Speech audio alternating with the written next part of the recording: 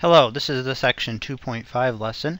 In this section we're going to introduce two ideas that you may have heard about back in high school statistics class. And that's the idea of mean and variance. However, what we're going to do here is going to maybe look a lot different than what you did back in high school. So let's start off with the definition of the mean of a discrete random variable. So the mean, or it's also called the expected value of a discrete random variable x with range r and PMFF is, it's denoted by the Greek letter mu. It's also denoted with the symbol e of x, stands for expected value of x, and it's defined to be the sum over the range. We're going to take each value in the range times f of x and add them up. So again, this means you take each value in the range times the associated value of f of x and add them up, provided this series converges absolutely.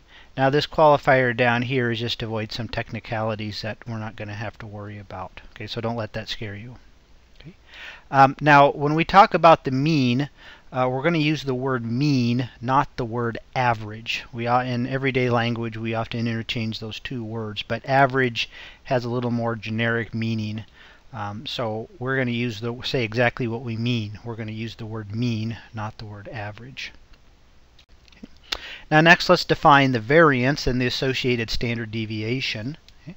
So the variance of a discrete random variable is denoted with this symbol. It's the Greek letter sigma squared. It's also denoted var x, stands for variance of x, and it's defined to be, we take each value of x minus the mean, we square that, and then we take that times f of x, and we add it up over all values in the range. And again, provided this series converges absolutely. So this is a little more complicated quantity to calculate, but not terrible bad. Now, the standard deviation of x, denoted by sigma, is simply the square root of the variance. So once we calculate the variance, we simply take the square root, and we've got the standard deviation, and we're all done. So let's look at a simple example of calculating a mean and a variance. So let's consider a random variable with this PMF in table form. So this random variable takes values of 0, 1, 2, and 3. And then here are the associated probabilities. So to calculate the mean, the formula says we simply take each value of x times its probability and add them up. 0 times 0.19 plus 1 times 0.35, so on and so forth, and it's 1.4. So it's useful to describe the PMF in a table form like this to calculate the mean. So that's all there is to calculating the mean. Now the variance is a little more complicated, but not too bad, and so it helps to form a table like what we've got here. In these first two columns we've got our PMF, the values of x, their associated probabilities. Now over here we're going to take each value of x, subtract mu, and square it. Now mu is the same for each row, it's 1.4. So we subtract and square, we get these numbers. And then in this column we take those numbers times the values of f of x, so 1.96 times 0.19, so on and so forth, and we add them up, and then that's our variance right there, 0.88. Now if we wanted the square root, or the standard deviation, we could simply take the square root of 0.88 and we'd be all done. So again, these calculations are not terribly complicated, a little bit tedious though. And now, because we're good Lutherans, we should always ask the question, what does this mean? What does the mean and the variance or the standard deviation tell me about my random variable? Well, to answer that question, let's look at these four different random variables. So here in this top left, we have the random variable w, which takes values 0 up through 10. And we see that this random variable, every value is equally likely. Each value has a probability of about 0.1, so this random variable has a uniform distribution. Now the mean of this random variable is 5. We don't show the calculations here, but it's calculated in the same way as what we just did in the previous example. Okay? So the mean there is 5. Now let's look at this random variable x. it takes values between 20 and 30. And notice that this is nice and flat, so again it's a uniform distribution. Now this random variable has a mean of 25. So here x has bigger values than w, and this x has a bigger mean than w. So this illustrates that the mean tells us how big the values of our random variable are. Okay. Now, next let's compare the random variable y to the random variable z. We see that both y and z take values from 0 up to 10, but their distributions are quite a bit different. This one here, we see that we got a large probability of y taking large values and a small probability of y taking small values. Now z is the opposite. It has a large probability of taking small values and a small probability of taking large values.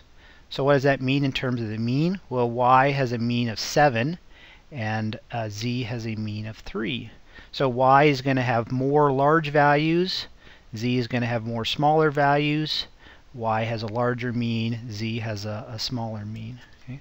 So again, this illustrates one interpretation of the mean, that it measures how quote-unquote big the values of the random variable are. Okay?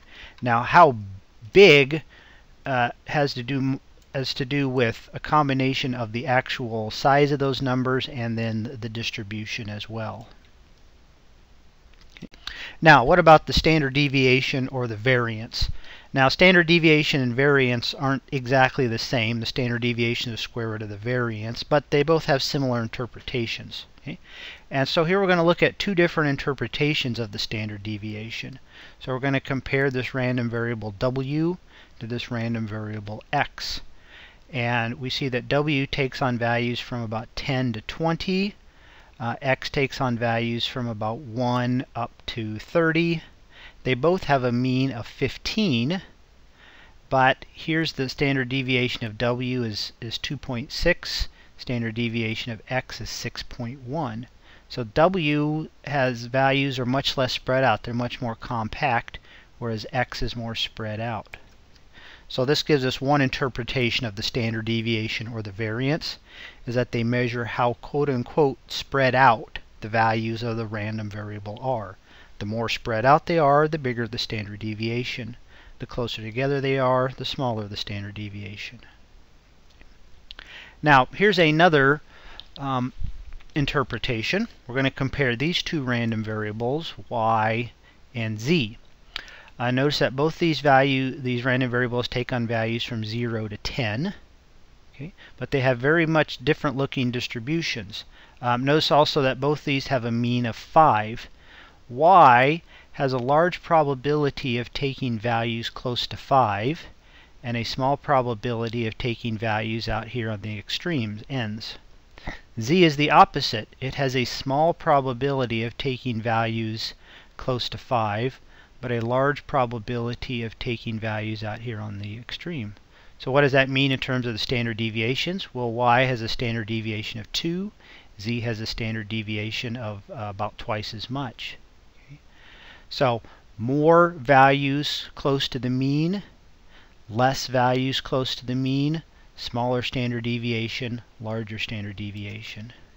So this gives us our second interpretation. Standard deviation measures the quote-unquote average distance of the values of the random variable from the mean. The more values you're going to have close to the mean, the lower your standard deviation. The more values you have far from the mean, the larger your standard deviation. Now, in our last example, we're going to illustrate kind of a bigger point, that what we would like is a formula that allows us to calculate the mean and variance of a random variable if all we know is its distribution and its parameter. So consider a random variable x with the range 1 through k and the PMF 1 over k. So in other words, x has a uniform distribution. Remember, uniform distribution means that it has a constant PMF. So what I would like to do is come up with a formula for the mean and variance of x in terms of this parameter k. And so let's look at how we could do this. So the mean is denoted mu, or expected value of x. There's the definition. So now in this case, f of x is a constant 1 over k. We take x times that. We add it up from x equals 1 to k. Now because k is a constant, we can take the 1 over k out in front of the summation. So now we've got the sum of the numbers 1 up through k. And a basic formula for that is this, k times k plus 1 divided by 2. And then we take that times k, and we get this, k plus 1 over 2. So what this allows me to do is simply plug in the value of my parameter k, and I've got the value of my mean. I don't have to use the definition of mean if I don't want to. I can just plug in the value of k, and we're all done. Now, to find a formula for the variance, we're going to use an alternate formula or an alternate definition of the variance.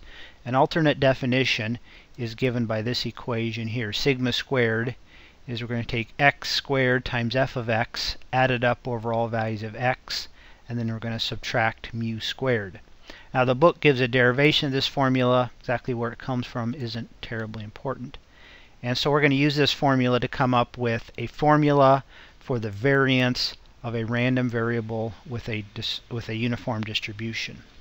Now the details of the calculations we're going to show here aren't important. What's important is just to see where this formula comes from and the basic idea of what we're doing. Okay? So to use this formula, first we're going to calculate this quantity x squared f of x. So x squared f of x is 1 over k. We take the 1 over k. A formula for this sum is given here. We do this arithmetic and we get this. Okay.